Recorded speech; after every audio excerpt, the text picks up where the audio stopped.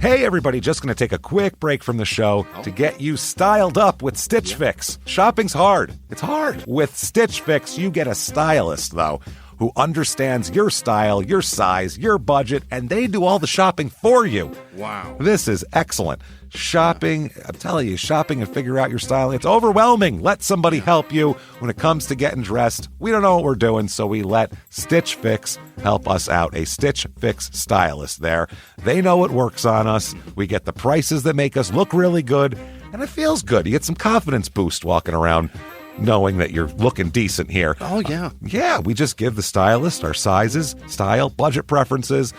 We order boxes when we want, how we want, no subscription or any of that required. And they send called Just For Me pieces as well. Like, maybe you'd like this, and it's awesome. Outfit recommendations, styling tips. You keep what you love, you send back the rest. It's super easy. Yep. You can do it, and we are doing it because it's excellent. Personal styling for everyone. Get started today at stitchfix.com/STM. That's stitchfix.com/STM. Now back to the show. Creating really great retail experiences is tough, especially with multiple stores, teams of staff, fulfillment centers, separate workflows. It's a lot. But with Shopify Point of Sale, you can do it all without complexity. And let's face it, acquiring new customers is expensive. With Shopify POS, you can keep shoppers coming back with personalized experiences and first-party data that give marketing teams a competitive edge. In fact, it's proven, based on a report from EY, businesses on Shopify POS see real results, like 22% better total cost of ownership and benefits, equivalent to an 8.9% uplift in sales on average relative to the market set surveyed. Want more? Check out at shopify.com/Wondery. All lowercase, and learn how to create the best retail experiences without complexity. Shopify.com/Wondery. Thumbtack presents the ins and outs of caring for your home. Out, procrastination, putting it off, kicking the can down the road. In, plans and guides that make it easy to get home projects done. Out, carpet in the bathroom. Like, why? In, knowing what to do, when to do it, and who to hire. Start caring for your home with confidence. Download Thumbtack today.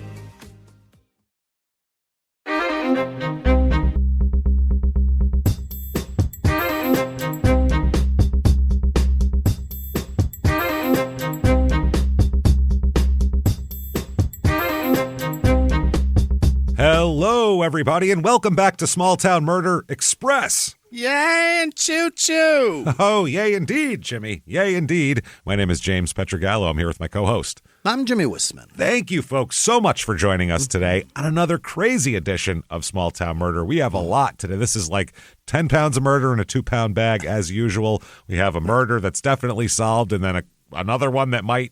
We don't know. Yeah, we got a guy that might have done some really bad stuff to way more people than he's been caught for. So we'll talk all about that and more. But first, head over to shutupandgivememurder.com. What do you get there, you may ask? Well, merchandise, obviously, but more importantly, tickets for live shows. Right. Get in there, get your tickets for live shows, especially the 420 virtual live show takes place on Saturday, April the 19th. Day before 420, and it'll be available for 2 weeks after that to buy and watch 100 times or do whatever you want with it for 2 weeks and have a lot of fun with it. We cannot wait, just like a regular live show, except where are they, Jimmy? Right in their living room. Well, wherever the hell they want to be. Yeah, anywhere with an internet connection in the entire planet Earth is where you can be. So we're very excited for that. Definitely get your tickets right now, just like a regular live show. We are very excited. Also, get your tickets for the regular live shows. We have our next up are in May. We have St. Louis and Chicago. St. Louis sold out. You guys are the best down there. Chicago, get in there and sell that bad boy out at the Riviera. We're excited. Shutupandgivememurder.com. Get them for the rest of the year, too, because they are going fast. We have a lot of shows sold out, after the summer. So definitely get your tickets right now. Also, get yourself Patreon.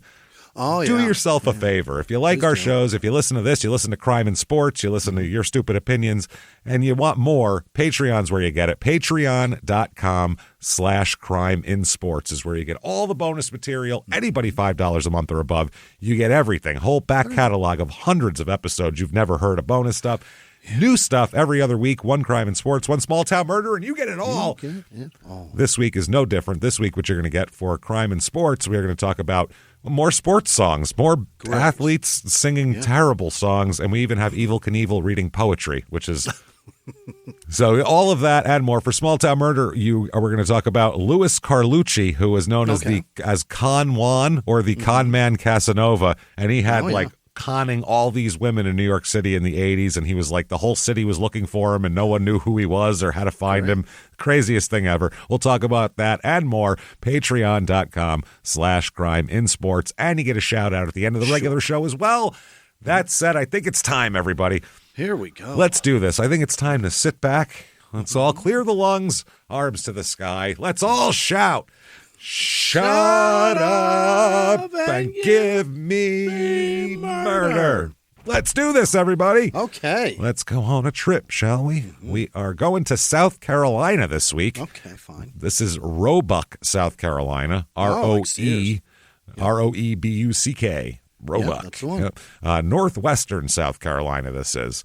This is nowhere near like Myrtle Beach or anything like that. This is up toward North Carolina and, Tennessee and all that over there. So it is about an hour and a half to Charlotte. That's the closest major city. So you can tell it's up there more. About 4 hours to Nixonville, South Carolina. That's down by Myrtle Beach, actually. It was our last episode, The Ballad of Bambi, which was crazy. Definitely a crazy episode. People living in the yard in a tent, and then there's murder. It's crazy. This is in Spartanburg County. Population here 3,482. It's a small town, and it was even smaller back when we're going to talk about it. So it's very small. Median household income here. The rest of the country about 69,000. Here 54,153. Lower. Median home price $275,500. So it's pretty good. Not bad, but on $54,000 a year, that's a tough one. That's a tough one. History of this town, little bit of it. It was named for Revolutionary War officer Benjamin Roebuck. And Roebuck, the town, not the man, is home to the Walnut Grove Plantation, which is a preserved 18th century farmhouse and tourist attraction. Oh, boy. And one of the daughters of the original owners, Kate Moore, was a scout for General Daniel Morgan during the Battle of Cowpens. A girl was? Yeah, she was rocking it out. The county was founded in 1785 and named after the Spartan Rifles, which were a Spartan regiment, which was the local militia during the American Revolutionary War. Wow. So they're very much into the Revolutionary War in this part, which is nice because there's a lot of parts of South Carolina that are into a different war. The ship, the USS Spartanburg County, is named after Spartanburg County.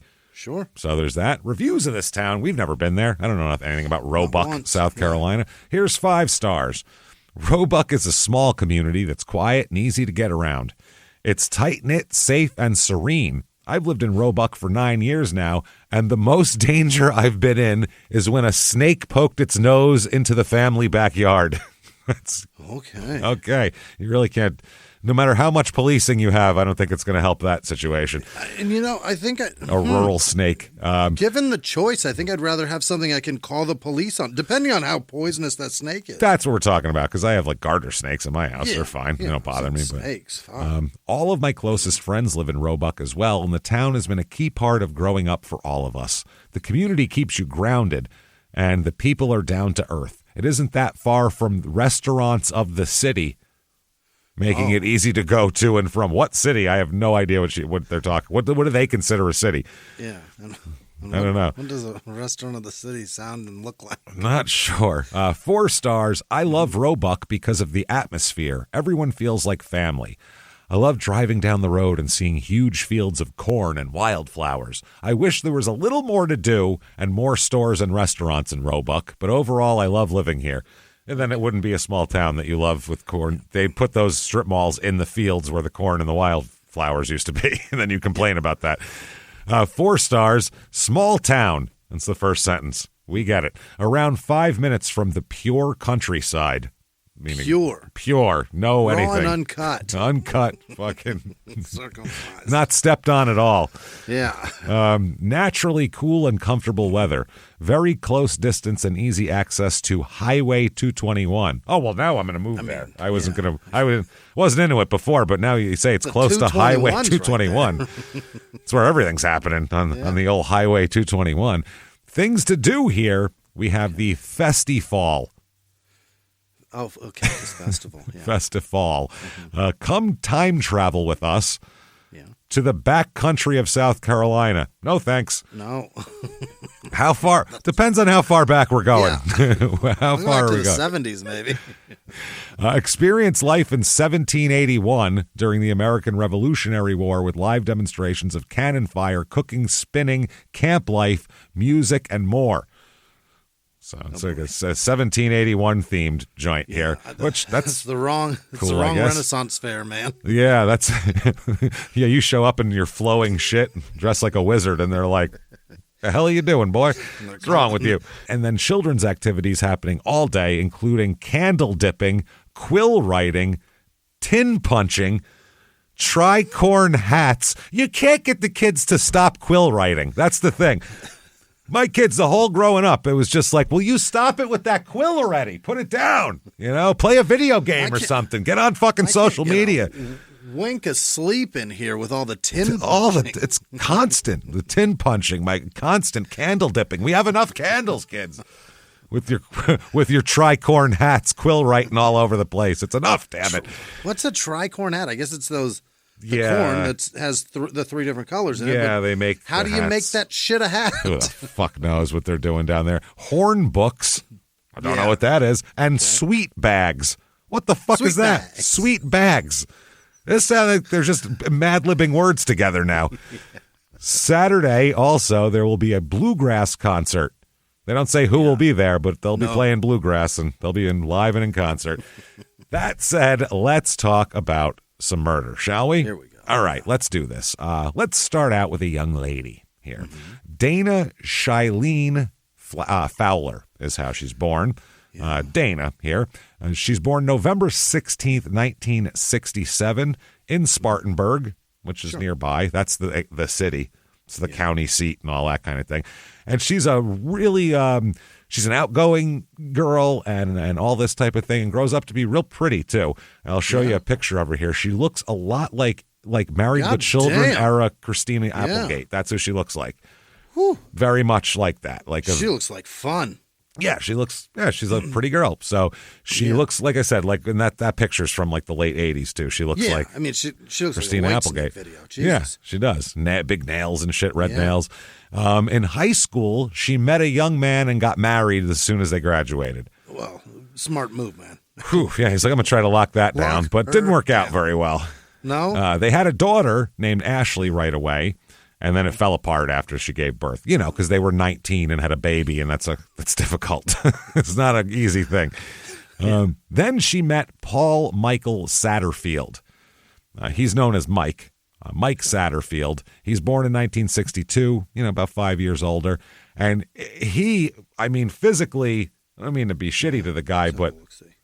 Oh, he won. God damn. This guy looks like a fucking inflated balloon. Yeah. He's like Peter Griffin. He's a very, very chunky man, let's just say, and not like like a hot guy either. You know what I mean? Not like, if he was just... he's big, but he's a handsome big. He looks like a guy who, no matter what he weighed, he wouldn't look very good. And he also has an enormous gut that's hanging over his belly. He looks like he's probably, he needs a doctor. Yeah. Somebody needs to tell him some things. Big time. So they have a son named Brandon, and Mike owns his own HVAC company. So he's doing heating and air conditioning here. Now, this goes on for a while, and their marriage is okay for a few years. And then by 1995, though, they start to have some problems. Okay. Dana, when the kids were very young, she stayed home with the kids, and Mike did his business. And Dana would work, kind of part-time here and there to supplement the income. Sure. But as the kids got school age, she decided she wanted to do something with herself. So she opened up her own beauty salon.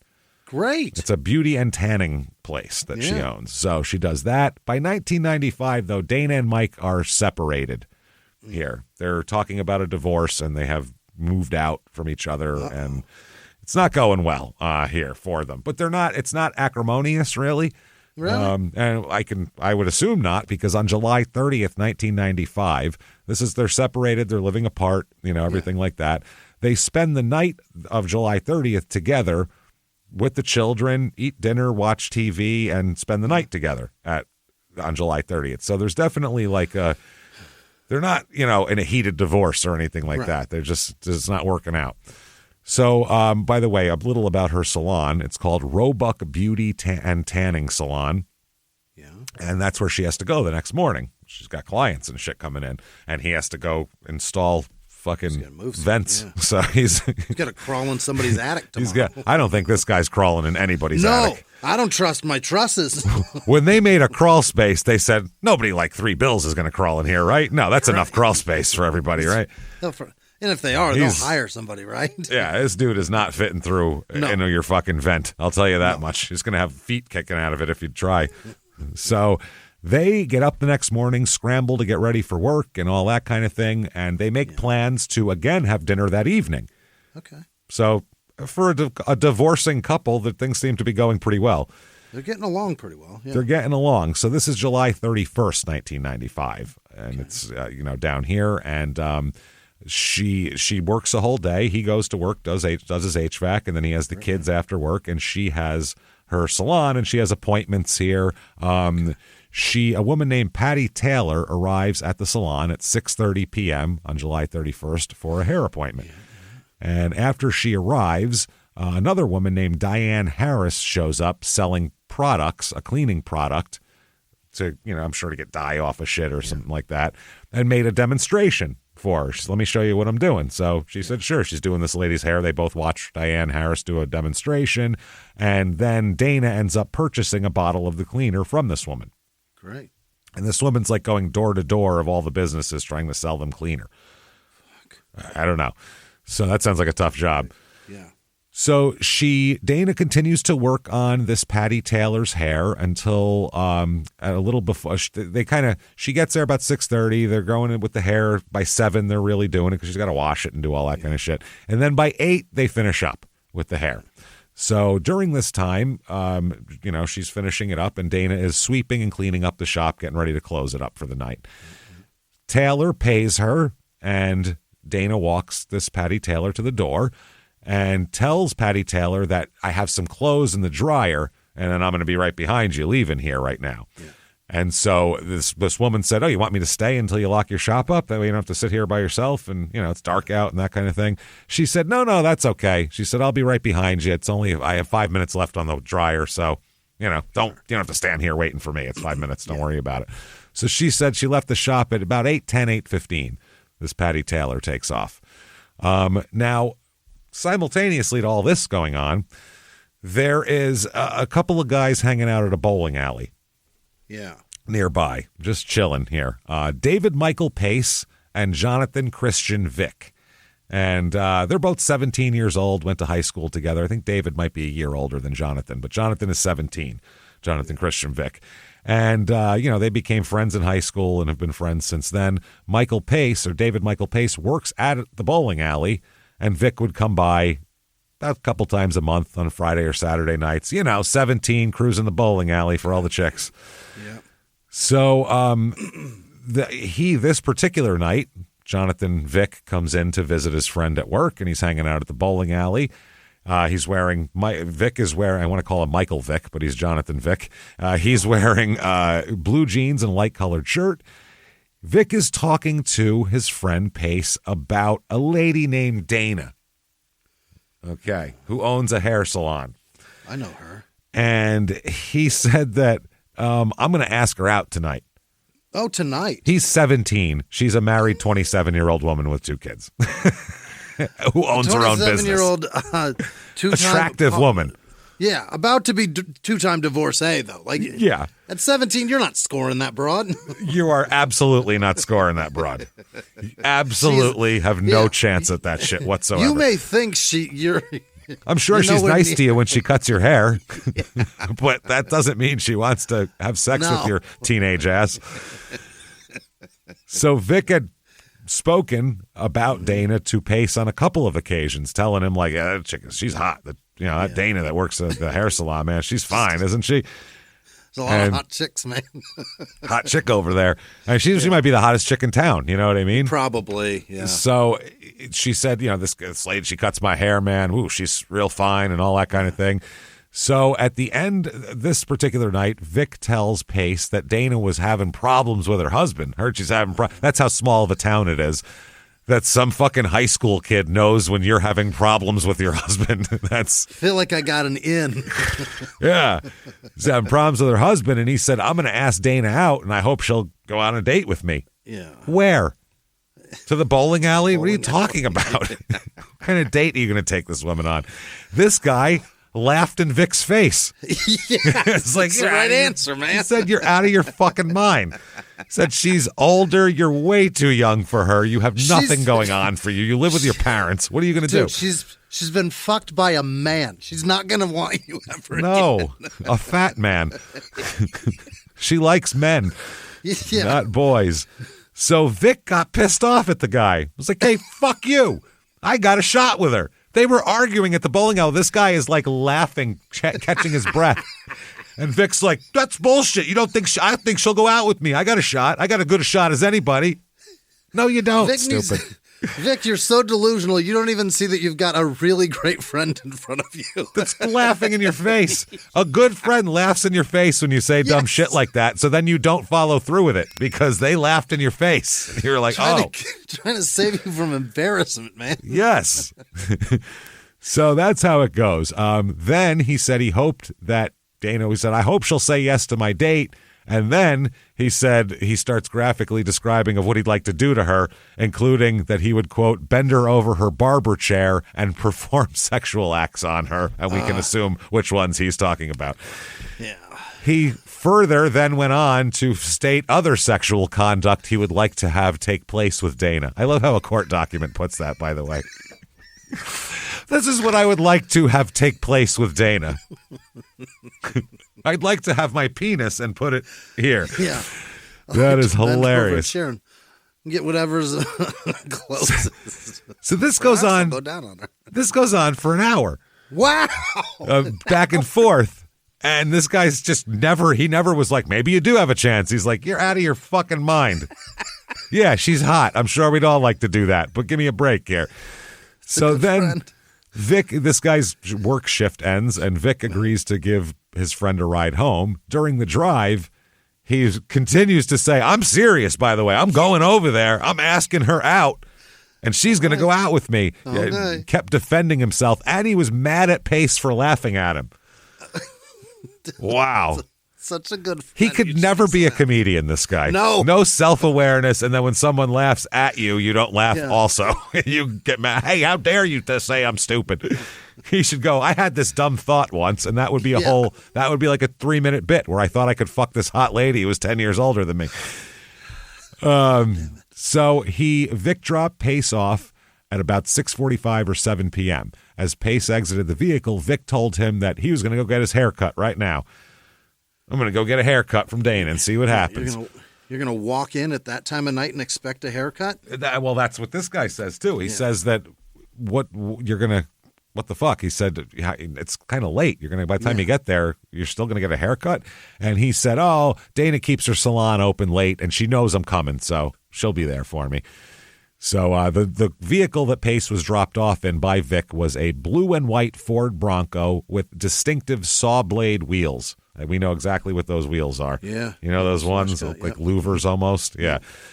So now a week earlier, okay, let's talk about that. A week earlier, there was someone sitting in the chair named Darlene Reeves while Dana was doing her hair at the salon. Jonathan Vic's mother called Dana and asked Dana to fix Vic's hair. Number one, this is how you know she's not going to fuck you. Your mom calls and makes your hair appointments. Your mom calls and asks for fixes of your hair appointments. Which is your mom's not setting up like dates for you here. This is not how this is working. So now this woman who was in the chair said that Dana was like exasperated by the situation, like, Jesus Christ, what the fuck? And told this, after she hung up, told the customer that I'm not going to accommodate that. I'm not going to fix his hair. Fuck this. They're a pain in the ass.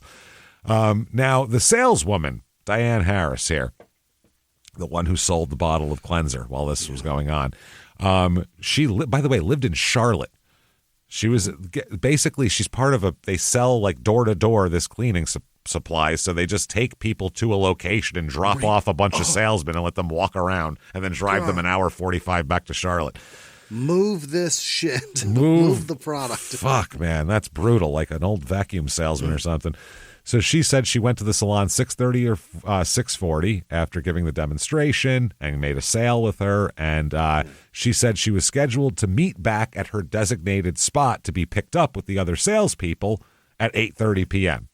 So she was to be the last salesperson picked up before heading back to Charlotte. After leaving the shop, Diane Harris walked around the area making calls on different houses and businesses, just trying to figure it out. Drum up some shit. Trying to sell some cleaner. So at about 8:10, she walked through the parking lot of the salon after she had already been there an hour earlier, at which time she saw Dana through the window of the salon and spoke to her. And she said she appeared to be cleaning and that Dana waved at her as she walked by. Like, oh, you're the cleaning supply lady. There you go. I think she was using her thing. So this woman continued to try to sell things before heading back to the pickup spot at 8:30. As she reached the salon parking lot, she noticed that the lights were on, but the blinds were now down. So she had walked by before, blinds were up waving. Now she walks back, the blinds are down. At the same time, she hears thumping sounds coming from inside the building. When she looked around, she observes a man falling out of the salon's window. A man falling out of the window. No, open window. Oh, okay. Falling out. The screen pops out. The screen's already out, and you see a man climbing out of a window. Okay. Harris, she was like, what the fuck, and got scared and threw all of her shit down and ran. She just took off, threw all of her fucking cleaning supplies, everything, just threw it down and left. As she ran around the building in one direction, she said the man ran around the other direction, and they came face to face on the other side of the building, like a bad cartoon. Yeah. So Harris then ran out into the middle of the street and started screaming because she was scared of this guy. That's a wild reaction. Yeah. There was no words exchanged. Yeah. So she ran into a home. She just busted into somebody's house. Yeah.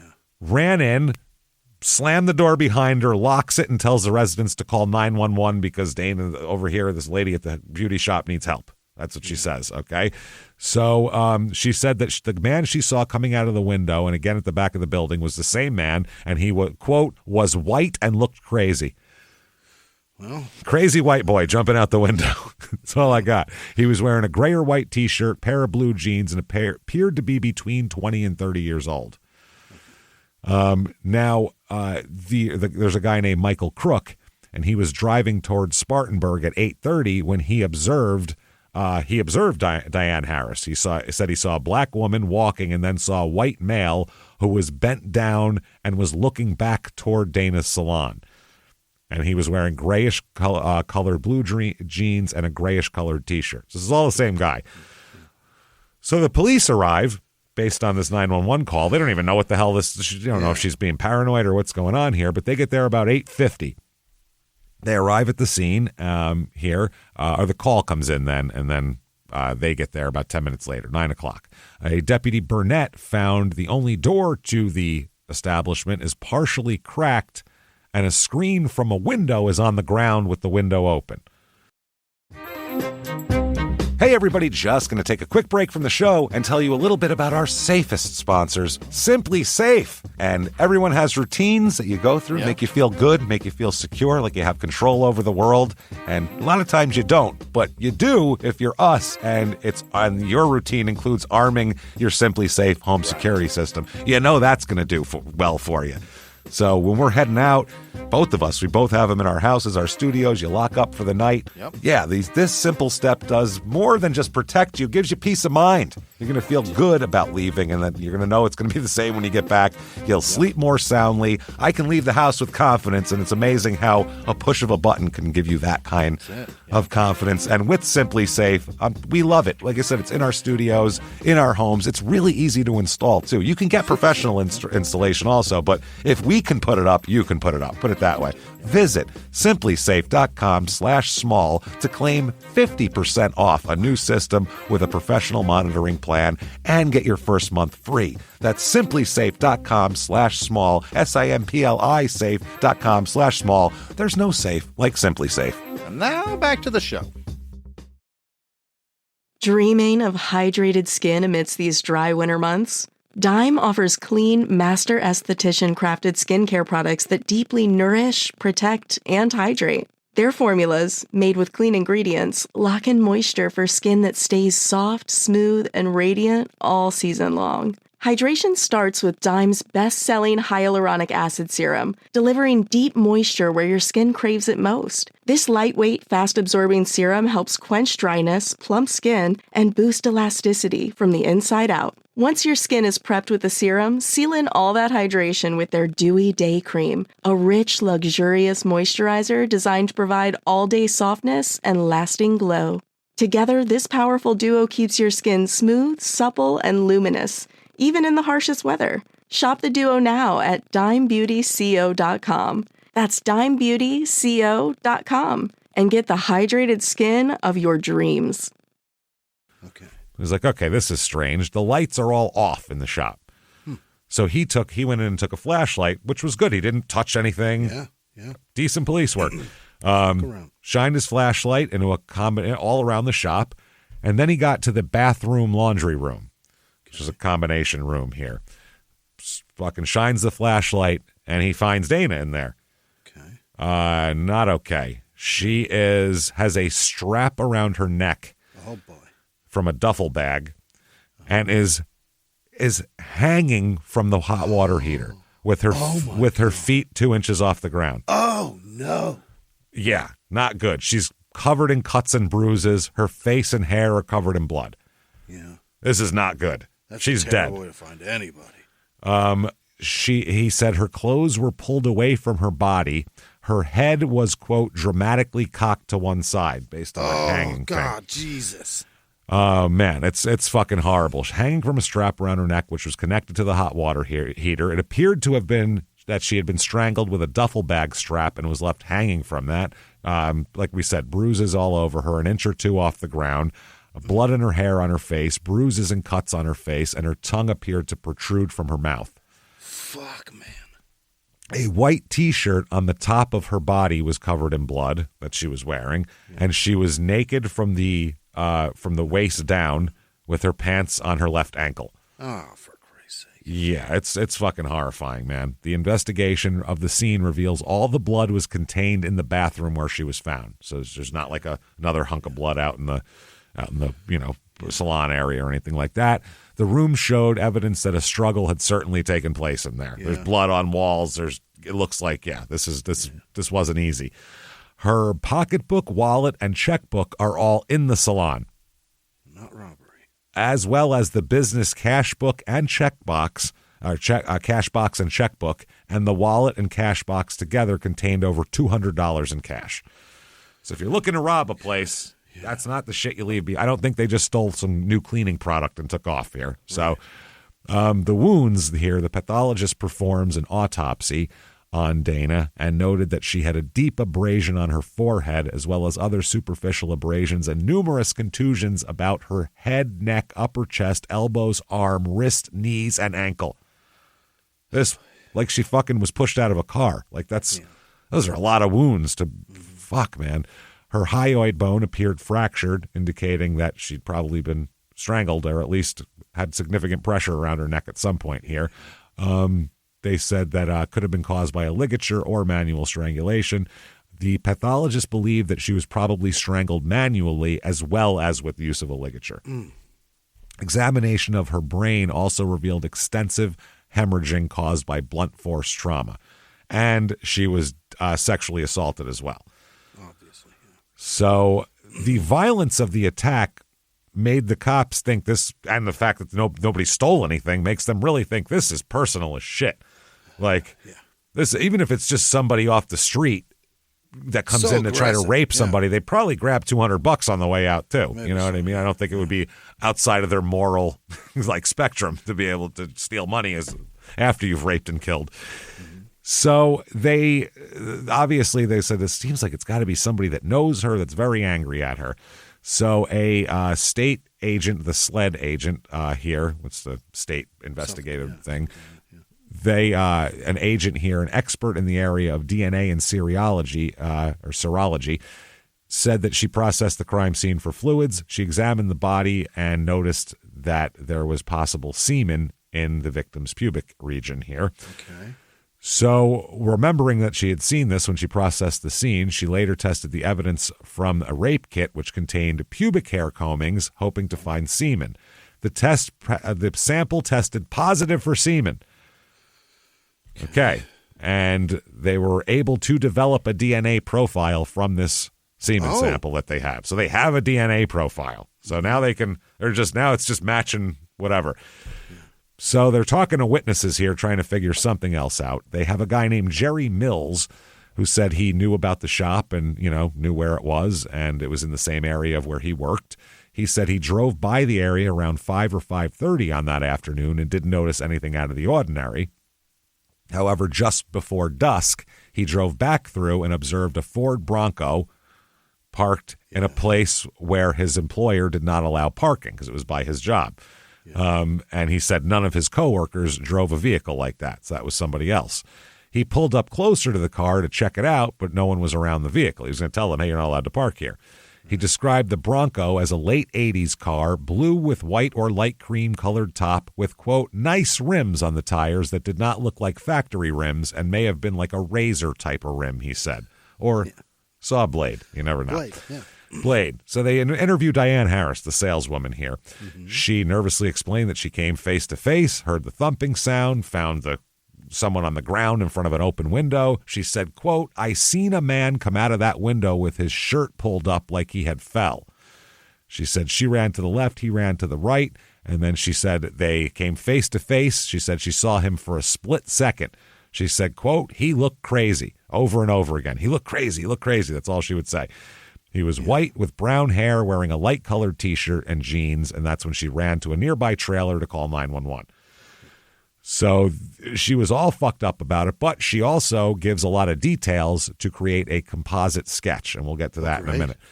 First person they have to really talk to is Mike, is the husband. They're in the middle of a divorce. So that's dead guy, lady, middle of a divorce. We're chit-chatting with you. Doesn't match this lady's description, but we're going to talk about it. He said he first learned something was wrong about 9 p.m. when a fellow church member of his called to say that officers were all around his wife's beauty salon. What's going on? So he got in his car, went to the salon, and the deputies wouldn't let him inside, wouldn't tell him anything that was going on. Then they talked to him, and he downplayed the stories that their marriage was in trouble. He said, we were just together last night. We're going to have dinner tonight. This is crazy. I don't know what you're talking about. And so they were thinking maybe he hired somebody to do this. Sure. He obviously couldn't have done it himself just based on popping out of that window, which would have been physically impossible for him. Literally, he couldn't fit through that window. It's a trailer window. You're not fitting through it. He would have probably taken the whole wall down with him if he tried to fucking climb out of that thing. So that's what they're wondering. So they said, shit, there's a lot of questions here. He supplies a solid alibi for himself. He's home with the kids who are old enough to say we didn't leave and dad was here all night. Because her daughter Ashley's 8 at that point. So she's one there. And he passes a polygraph test as well. That's good. Okay. So they clear him as a suspect. He's got an alibi, polygraph test. There haven't been like fighting over the divorce or anything, so they don't know. Now, let's go back to Jonathan Christian Vick here. Remember this guy? Pace, his friend, he said the next time he saw him was a few days later at a pool hall. He ran into Vick, and he stated that Vick walked up and bumped into him in a serious manner. Vick then told Pace, if I tell anybody, he would kill me. And he said, about what? What are you talking about? And Vick said that Pace, he said, you know or you'll find out. Oh. So a couple of days or to a few weeks after the incident, we don't know, a few days or a week or something after this pool hall deal, Pace realized what Vic did not want him to discuss was when he saw a report on the news that described a vehicle similar to Vic's and showed a sketch that resembles Vic as well. Oh. That we'll show you in a second here. So the detectives then turned their attention to the witness reports of seeing a white and blue vehicle in the area, which he drives. So they looked all around Roebuck for the vehicle and turned up a possible match. Mary Ann Vick, one of Dana's customers and Jonathan's mother, has a similar car. So they said the Vic vehicle wasn't, the one witness said the Vic vehicle wasn't a perfect match with the one he'd seen, though, which people have terrible memories when it comes to cars, colors, especially at dusk. You have no idea what color a car is at dusk. No one does. But that thing seems like it sticks out a bit. It sticks out a bit. But he said it's sort of like it, but it's a small town. There isn't another one that's kind of like it, but the rims are different. It's not like that here. It's the only one. A Bronco looks like a Blazer as much as it looks like a Dodge Ram Charger. They're all They're make all the same similar. thing. And at dusk, you have no idea what color or what model it is. Who the hell knows? So, we all know a Bronco after the OJ shit. Anybody but not the 80s ones. Not the anyone could pick out Bronco had tail lights after that, but besides that. The 92, it was a 94, I don't know. It was a 92, is it a 92 Bronco or 90 Bronco? I think he had a 93, the one that 93? The one that OJ had was a 93, yeah. And you can't find them now. No. So they burned them all, exploded them. No, I mean, people keep them. No, I know. I'm kidding. It's crazy. So they're awaiting the results of the rape kit and all that kind of thing. They spend months interviewing all of Dana's customers, basically everybody in town is interviewed over this. There's nobody getting away from this. If you're not like an old lady who didn't go to her salon, you're getting questioned. So 3 months after the murder, David Michael Pace anonymously calls the cops and says, Jonathan Vick. And hangs up, basically. Like, anonymous call. You're looking for this guy. Yeah. So that is wild. Then it was on a TV show that he saw the murder, so he contacted law enforcement for a second time, again anonymously, giving this person's name, which doesn't help. It's hard to get. It's really hard to get like any kind of warrant based on an anonymous tip. That's the problem. There's nothing to attribute it to. It could be somebody's enemy going, it's them, and then you go arrest them. That's crazy. Or a girlfriend that hates her husband or boyfriend. Who knows? Anything. Yeah. How many people called and said, I think my boyfriend's Ted Bundy? So many. Fucking thousands. Literally thousands of people called. Yeah. So on a third occasion, during an unrelated bowling alley trip here, he ran into a cop and informed an officer, Pace does, that he might know who was responsible for Dana's murder and gave the officer a name, but wouldn't give the officer his name. Again, anonymous. He's like, listen, check this guy out. That's all I'm going to say. So that doesn't really work. So the composite sketch here, she did a couple of different composite sketches on 2 different occasions, a month after the murder, and then 2 years later, she was asked to identify the man from a 6-person photo lineup, but pick different men in both of them. Okay, so she's not a big help here. Here is the sketch, by the way. Okay. So it's not the husband. We fucking know that. No, that's... His lip is very interesting, but that could just be her trying to be artistic. Yeah, artistic. We don't know, but it looks like a 30s man. Yeah, kind of hardened. Hardened, square jaw. Yeah, mean looking. Yeah, stern, I would say. Mm-hmm. So the 1996 here, Aaron Popkin purchases a 1998 blue and white Ford Bronco with saw blade wheels from the Vick family. Really?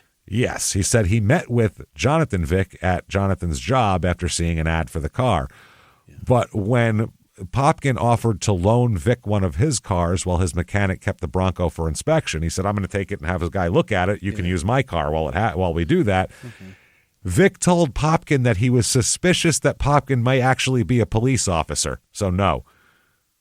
What? This guy's like, what are you talking about? I'm just trying to buy your Bronco.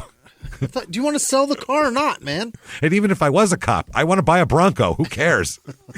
I'm just buying it. Vic is very suspicious, so they worked out an alternate arrangement for inspection of the car. Weird. 1997, this case is on Unsolved Mysteries now. Okay. So it gets national attention here. Yeah. That brings in the FBI and John Douglas, actual Mindhunter himself here, John Douglas. He does a workup and does a profile on this and says that he thinks that the killer is probably an average guy. Nothing special about him. He said the person responsible is not a ghoulish individual that you would, blood dripping off his teeth. Not that kind of guy. He's a guy you would see every day doing normal things. He spent more than 25 hours, John Douglas did, reviewing the case and found the killer was probably waiting until darkness to enter the hair and tanning salon to do this, but it's not a guy that you would expect, basically. Okay. So a year goes by. A couple years go by, obviously. Wow. Then they get a potential tip.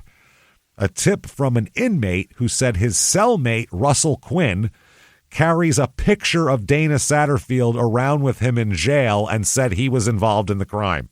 What? That's not normal at all.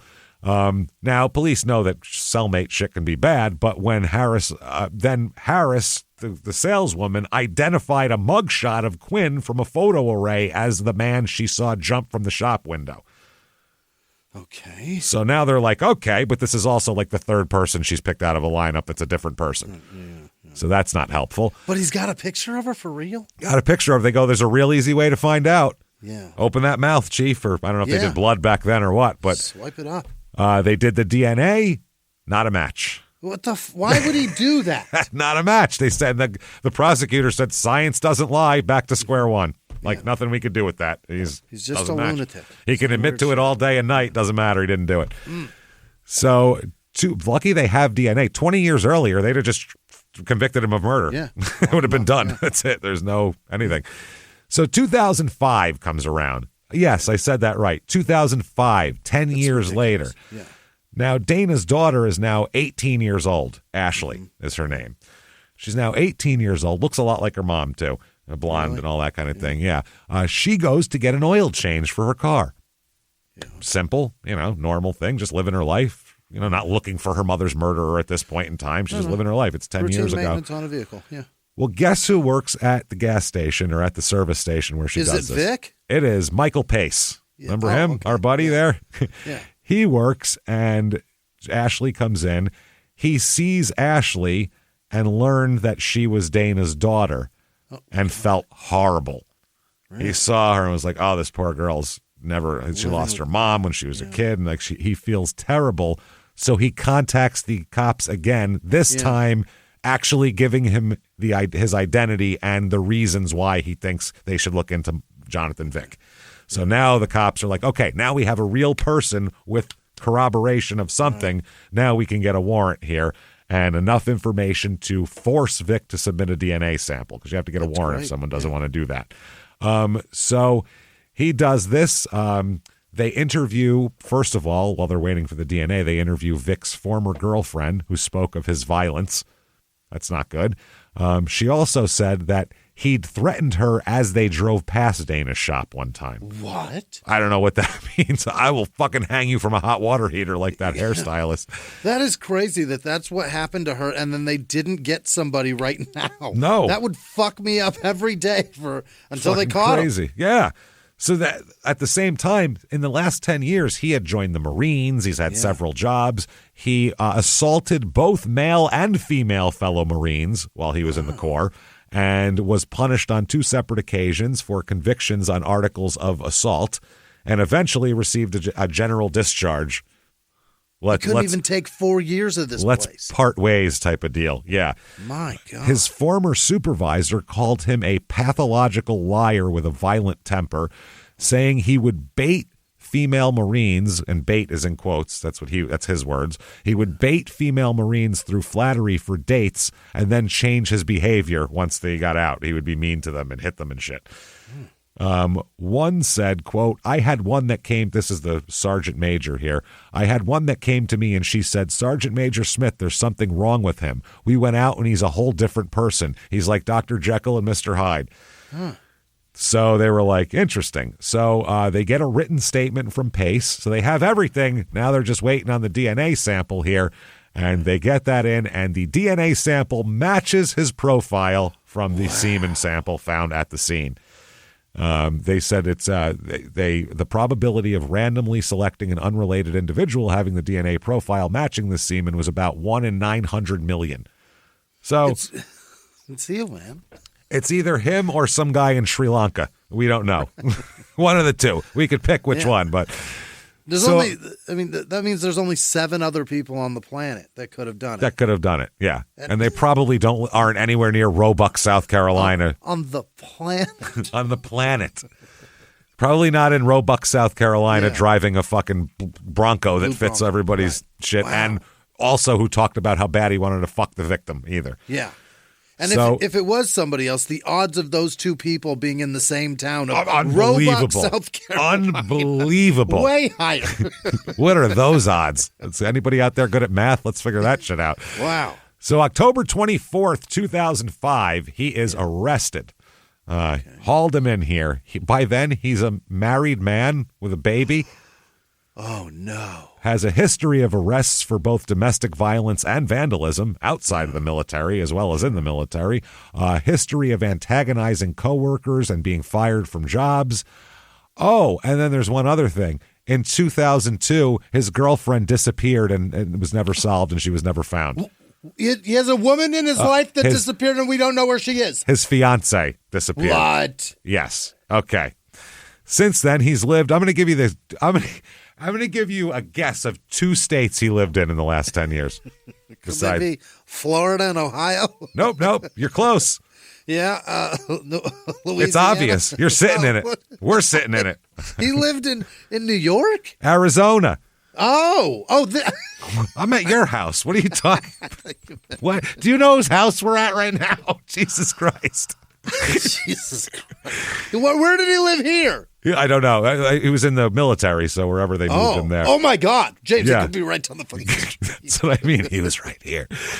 So, yeah, he ended up in Florida and Arizona were the 2 places he lived, which seemed to fit him perfectly. Florida, too, huh? Yeah, Florida and Arizona. One of Vic's cellmates at a local detention center, Steve Vaughn, was housed in a cell with Vic for approximately 8 or 9 weeks starting in February 2006. They discussed their pending charges. One night, this Vaughn guy got what he called a bad phone call from his wife and was upset. I assume when you're in prison, it's probably a few of those going on. I bet you get a lot of that phone calls. Oh, man. You don't even want to be married if you're in prison because that's just going to be those are horrible phone calls. You feel awful, I'm sure. She's yelling at you. Nothing's good. That's got to be a mind fuck every day if you're brutal. You're married? Brutal. Are you kidding? So in discussing the call with Vic, Vaughn asked him whether there was anything in his life or a day in his life that he would take back if he could. He's like, anything you would ever take back in your life? And Vic said it would be the day he went over to Dana's beauty shop. Vic told this guy that he drove his vehicle over there but parked across the road because Dana was married and he didn't want her husband to see him or his vehicle, even though he gets his hair cut there. Yeah. He further indicated he exited the building through a window because he was scared. He said that he recalled having a conversation with Dana, but he blacked out and doesn't recall anything else that happened while in the shop. That's what he said. Now, there's a lot of details in there that only this person would know. Yeah. Like where he parked and all that kind of shit. So, by the way, he wants bond. He wants to get out. What? Yeah. He says that his whole family, they're all, trying to get him out. They say he needs to be free and at home with his 6-month-old daughter. Whoa. Let's keep him away from her probably forever, okay? And the mother of her. They said, well, he can't, if you don't let him out, then he can't fulfill his dream and become a minister. Okay. All righty. You know that ding means you're going somewhere exciting. But do you know what this one means? It's the sound you hear when learning a new language with Babbel. Babbel's quick 10-minute lessons, handcrafted by over 200 language experts, get you to begin speaking your new language in 3 weeks or whatever pace you choose. Let's get more of you talking in a new language. Babbel is gifting our listeners 60% off subscriptions at babbel.com/truecrime. Get up to 60% off at babbel.com/truecrime. Spelled BABBEL.com/truecrime. Babbel.com/truecrime. Rules and restrictions may apply. Don't miss Good American Family. We have a little girl here for adoption. She has dwarfism. Starring Ellen Pompeo and Mark Duplass. Something is off. She's just a little girl. You think she's faking? She has adult teeth. There are signs of puberty. Inspired by the shocking stories that tore a family apart. I don't know what's going on. How old are you? You should get a lawyer. You have no idea how those people hurt this girl. The Hulu original series, Good American Family. New episodes Wednesdays, streaming on Hulu. The Sleep Number Smart Bed is the best bed for couples, and there's a good reason for that. Only Sleep Number Smart Beds let you choose your ideal comfort and support on your side of the bed. Firmer or softer on either side. Sleep Number does that. Perhaps you want your side cooler, and your partner wants their side warmer. Sleep Number does that too. You choose what's right for you, making it the best bed for the both of you. The Sleep Number Smart Bed will even automatically respond and adjust to your movements to help you sleep comfortably all night long. Your smart bed will even learn how you sleep and provide you personalized insights to help you sleep even better. Why choose a Sleep Number Smart Bed? So you can choose your ideal comfort on either side. Sleep Number Smart Beds start at $9.99. Prices higher in Alaska and Hawaii. Exclusively at a Sleep Number store near you. See store or sleepnumber.com for details. One relative said she just wanted to cook him his favorite meals again. Good grief. Isn't that nice? Oh, my God. That is fucking unbelievable. About 30 members of Satterfield's family presented letters to the judge protesting his release, and the judge went, we're going to go with that. We're going to go with you, suspected rapist murderer. Yeah. So April 30th, 2006, waiting on his trial. He's incarcerated and waiting on trial, and apparently, Vic draped his feet out of a food hatch of the cell door, a little door that they put the food through, and then became belligerent when the jailer asked him to please remove his feet so they could put the food through. So he blocks this when Officer Derek Jefferson Green opened the hatch to give him his food at the Spartanburg County Detention Center. Then Corporal Alvin Jennings Jr. opened the cell door in order to stop Vic from blocking the hatch. They said Jennings and Vic then became involved in an altercation in which Vic yelled, quote, "I'm going to kill you and your fucking family," which obviously I don't know how he's going to get to the family from prison. Probably not. So when the officers opened the door, he continued his aggressive behavior, made the verbal threats. They sprayed him with a quick burst of pepper spray, and he continued fighting until they contained him, and he was charged with assaulting local correctional employees and threatening the life of a public official. Wow, it's big. So the other young lady who's missing, Heather Rena Sellers, Sellars. Vic is a suspect in the 2002 disappearance of then 20-year-old Heather Sellers, who was his former fiance and the last person to have seen her anywhere.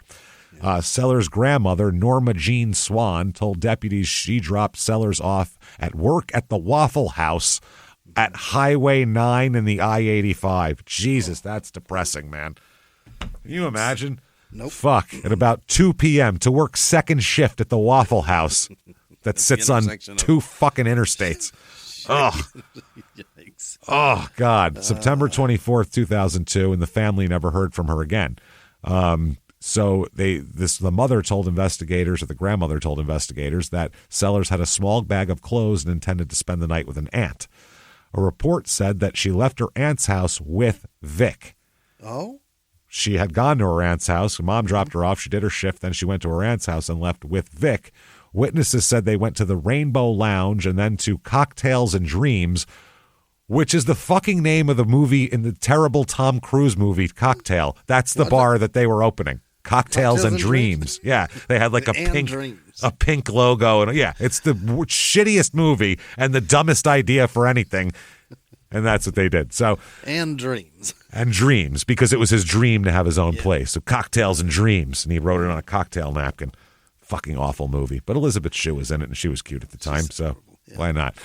Anyway, they said that witnesses said shortly after she disappeared. When they talked and were kind of canvassing the area, they said that that Heather was on drugs at the time and had also not picked up her paycheck at the Waffle House. Oh. I guess they said that they went to 2 local bars. A photograph of Vic is posted with the case summary as well.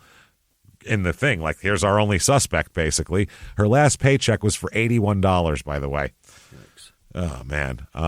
So they had broken off their engagement 2 weeks earlier, but were still seeing each other.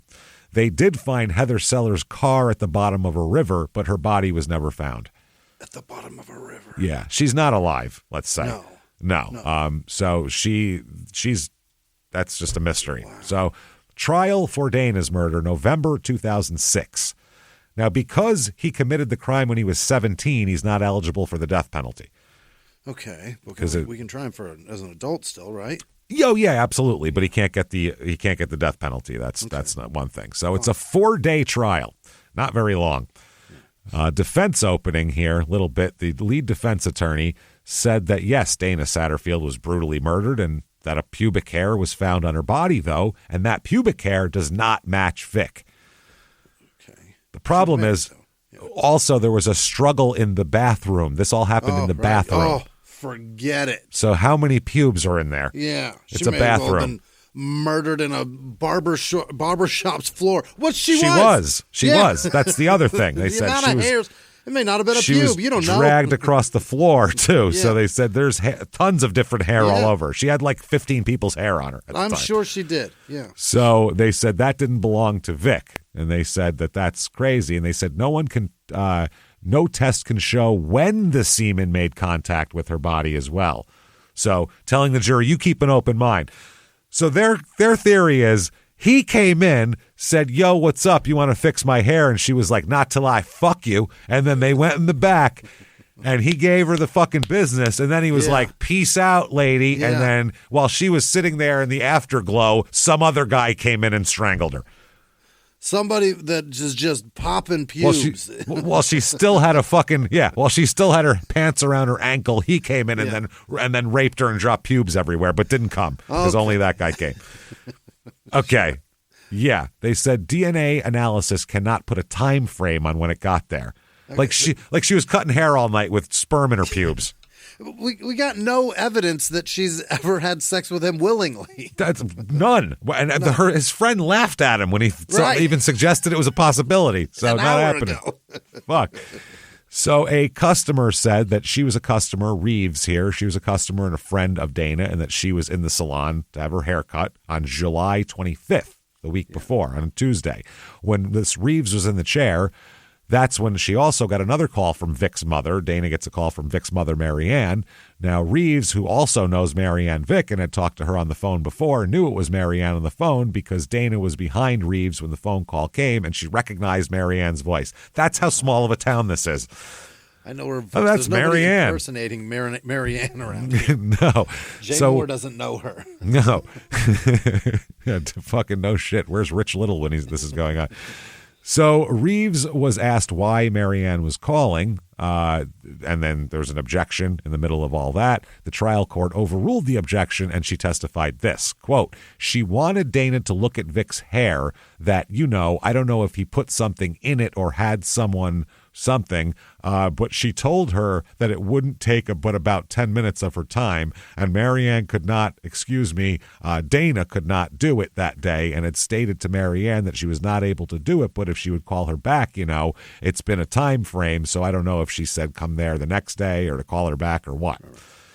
So when asked about what she remembered about the conversation, she stated the conversation was to call back and she would take a look at it, but she could not do it that day.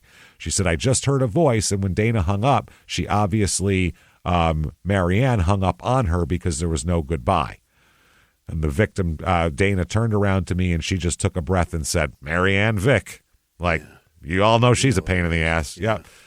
So they objected again and all this type of thing. And Reeves stated that Dana told her that it was Marianne Vic, at which point Reeves told Dana that she knew because she recognized the voice.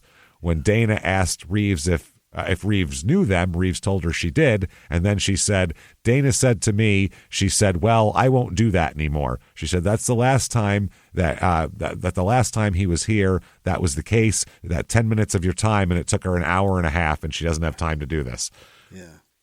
Now, they also deny a state motion to preclude defense attorneys from introducing evidence that Mike Satterfield's fingerprints were found on the water heater where the body was found. It's her business, right? It's her. Well, Mike Satterfield testified in court that he installed the water heater 2 months before his wife's death. Yeah. So my fingerprints are going to be on it. I installed a water heater in my wife's business. I'm an HVAC guy. Yeah, it's probably on the heater and the air conditioner also, I would bet. It's things I do. Yeah. And also, another witness had told jurors that the man he saw crouched down near the crime scene was way too small to have been Mike Satterfield because Mike you'd see from space. He's a giant fucking fat guy. I'm not trying to be a dick. This saves him in this. He's not. Man. Yeah. If you say, 6 foot average build, whatever, it could be anybody. It's not Mike. That's one person. It's not. If you saw Mike, first thing out of your mouth would be big guy, big belly, enormous man, big fat guy. So, and he was home with his children as well. Yeah. And they don't think that he hired a teenager to go rape and kill his wife when he's trying to get with her. Yeah. So the testimony and evidence altogether shows that Vic had a sexual desire to be with Dana and intended to visit her on the night of the murder. Vic threatened to kill the witness who could provide this information. He said, I'll kill you. A person matching the description of Vic was seen exiting the salon before she was beaten and before her body was found. A car similar to him in make, model, color with distinctive rims was found around there. He confided to a cellmate all of the details, everything, and his DNA matched the semen found on her to the tune of 1 in 900 million. It's crazy. A lot of evidence here. Yeah. The closings, prosecutor said this. I want you to speak the truth in a voice so loud that it will be heard in years to come. It's 8 female jurors and 4 male jurors, by the way. And I want you to speak the truth so it bounds back through the halls of history to a beauty shop in Roebuck and a young mother hanging by a strap. I want this courtroom to be full of justice when you come back. Okay, that's the silliest thing I've ever heard a person say. I want this courtroom to be full of a feeling or of justice. You don't get a more... Yeah. You don't get a more nebulous term than justice. To say I'd like it to be full of it is just a weird thing to say. Then he said, Jonathan Vick is a danger to our community and he doesn't ever deserve to see the light of day. So the defense said, come on, the defense said, please look past the emotion and look at the evidence. And then forget that also, you'd have to say. And then also forget all of that. And then just...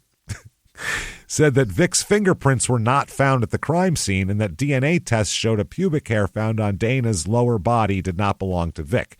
They said clearly what happened to her was tragic, but convicting the wrong person doesn't serve any purpose.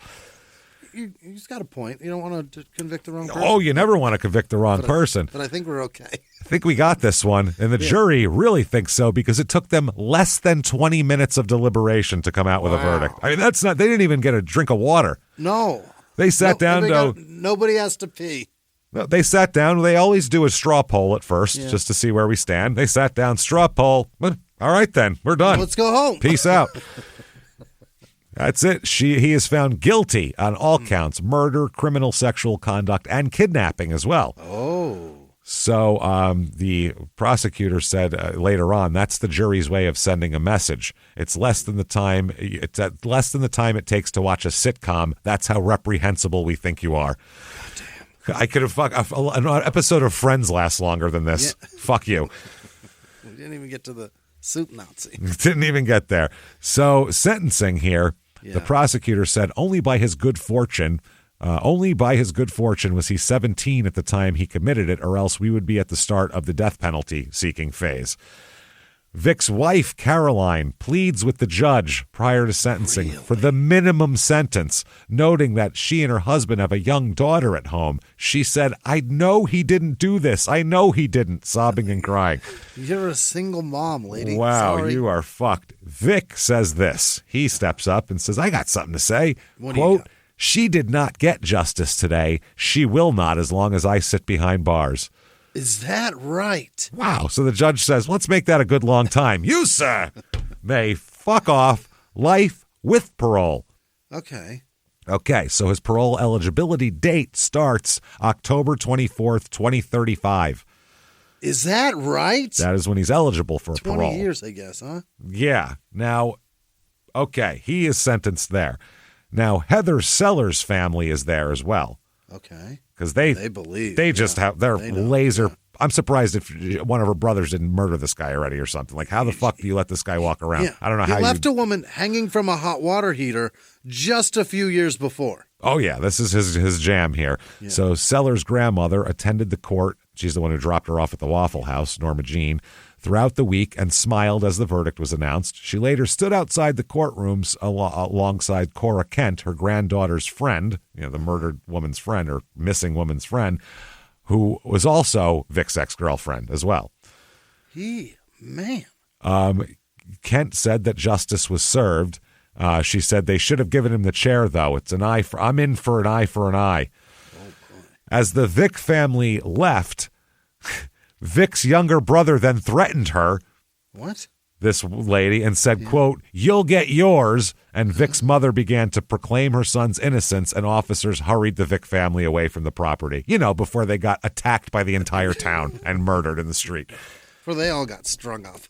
Fuck. So Mike, he's out there. His reaction here, he's outside hugging his kids. And he said he took the denial of the crime in stride, saying, doesn't matter what he says, the evidence points to him. He said, though, that he said, I don't know, maybe in his own mind he thinks he's innocent. He said, I don't know what people's heads do. Either way, he did it, so I don't care, basically. He said, maybe it'll be he thinks maybe, hopefully the future will be better. He said, maybe it'll be a better holiday, because this is coming up on the holiday season. He said, the holidays will never be the same, but at least we got some closure. Sure. Ashley's 20 at this point, the daughter, and she said that she was glad Vic wouldn't be able to hurt anybody else while in jail, and said that, quote, he can lie to himself all he wants. Yeah, he sure can. Yep. Her brother Brandon, who was 17 at this point, he said he got what he deserved. Dana's mother said that it was a smack in the face to hear Vic deny his guilt, but added that she was surprised he said anything. She said, at least we've put this person away for life where he can't hurt anyone else. We wanted him where he could not hurt anybody or control anybody else. Now he goes to court for his fucking problems with the prison guards there. You can't threaten to kill people in jail. Right. So when he goes to court for that, he is found guilty of threatening the life of a public official and assault on a correctional officer in a 2-day jury trial. They sentence him to, you, sir, may fuck off 3 more years in prison because of that. Even if he gets parole in 2035, he then has to go serve that. So that's going to be on top of it. Also, he's a fuck up, though. He's not going to get paroled. If he does, it's not going to be for a long time, because he has been in the special management unit, which is 23-hour-a-day lockdown for 1.6 months after a punishment for attacking a fellow inmate. Then he's transferred. He has all sorts of he's a pain in the ass infractions. Behind bars? Crazy. He appeals the case very quickly here. He maintains that testimony related in detail the substance of the phone call. He's saying that phone call, the substance of that phone call that that woman overheard, the mother wanting Dana to fix Michael's hair, or not Michael, Jonathan's hair. Recognizing her voice, and saying that, because they're saying it was hearsay that she said that this person told her it was Marianne. They said that doesn't fucking matter. It doesn't matter. Explain your jizz, sir. That's the point. Your jizz is not where it shouldn't be. I know where all my jizz is. You know what I'm saying? I know where all of it. I can catalog on dead women. There's happen. I can tell you where it is, and it's nowhere out there. It's not. There's not a hair salon on earth where my jizz can be found, and that's important here. Yeah. So they ended up taking a couple of his points on the appeal, but it doesn't matter because his sentence stands and everything stands. So he's kind of shit out of luck there. They said his guilt was conclusively proven, such that any error in admission of evidence would be harmless. D-N-fucking-A. He still denies it. He still continues to maintain an unknown assailant did the whole thing and has fucking everything. So then he wants a new trial as well. He's got to have a new trial. He said his personal research on the topic led him to believe the sample could have been contaminated. The DNA sample. Yeah. He did his own research from jail, where you have the best internet access and access to top experts. Yeah. He said that led him on a topic to believe that the DNA sample could have been contaminated, and said he was under the impression that another DNA expert was going to testify for the defense. And so, he said, but I didn't ever get that. He said, I felt there was no way to get a fair trial in this town with all the media exposure. I was looking forward to a day in court. I was looking forward to my day of standing up here and telling the world, hey, I didn't do this. He never testified, by the way. He could have was more than welcome to do that. I'm not this monster these people think are trying to make me out to be in the media. I was looking forward to that. I felt that was important for people to hear from my own mouth. No one was defending me at the time. I was the only person to defend myself in the media and in court. You're just... Wow, you're jizz. Now, Ashley, she went on to have 2 children of her own, and she became a victim advocate for the Spartanburg County Sheriff's Office, and she said that she makes herself available at all hours for victims in case someone needs to talk. She attends bond hearings with them also against the people and encourages them to draft impact statements and read them at sentencing hearings. She also started a jailhouse program to make inmates aware of the effects that their crimes have on victims' families. Nice. She said, quote, "You just don't get over it. You learn how to live with it. So this is kind of my way of living with it." And she also operates her own photography business as well there. Now, the Heather Sellers case. Okay. They said that any other crimes that might involve Vic, they're investigating him for all sorts of shit. He's considered a person of interest in her disappearance. I would say more than that. In 2006, authorities found blood stains and blonde hair in an abandoned vehicle registered to Vic. They believe the blood and hair may be from Sellers, but they couldn't. The samples were broken down and couldn't get good DNA on it. Yeah. They said if he's involved in anything else, we're never going to quit looking. We do not believe he is squeaky clean. We don't believe he's as squeaky clean as his lawyers and his mama believe. He's an evil, evil person. Yeah. Now, he was considered a possible suspect in the disappearance of another person, one of Sellers' fellow Waffle House employees, Michelle Whitaker, who disappeared in August 2002, around the same time Sellers did. But turns out in 2008, when the cops were investigating it, they found her alive. She was alive. She had left on her own and just wasn't aware anyone was looking for her. Oh my God. She's so inconsequential that it it never came up. This town sucks so bad people leave and they leave. Nobody knows. So he's at the Ridgeland correctional facility or whatever right now. It just says Ridgeland. Parole 10/24/2035. He's eligible for parole.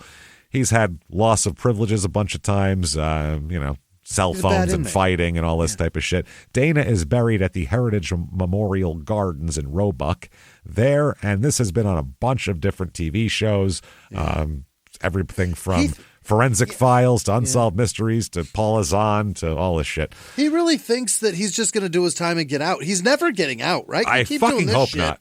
As a murderer, you can't get out. I really, really hope not, because he's dangerous. That's a dangerous fucking man. So there 100%. You go. There is Roebuck, South Carolina. Got to go through the end quick here.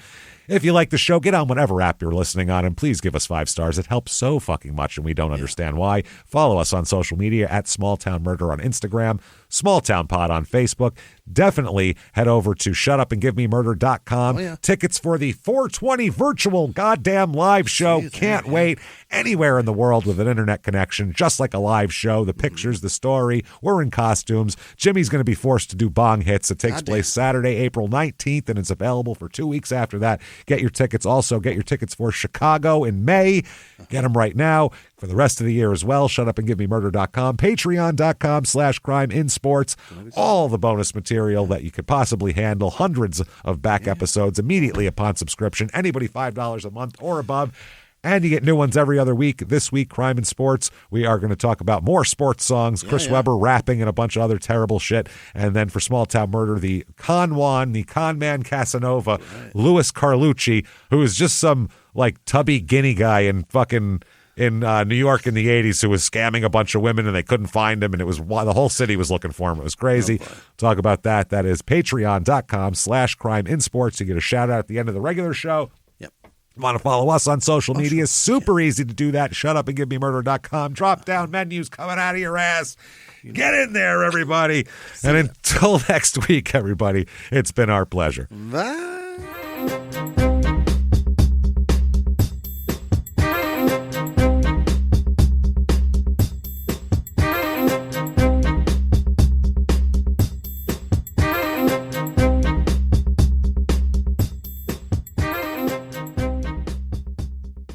If you like Small Town Murder, you can listen early and ad-free now by joining Wondery Plus in the Wondery app or on Apple Podcasts. Prime members can listen early and ad-free on Amazon Music. Before you go, tell us about yourself by filling out a short survey at Wondery.com/survey.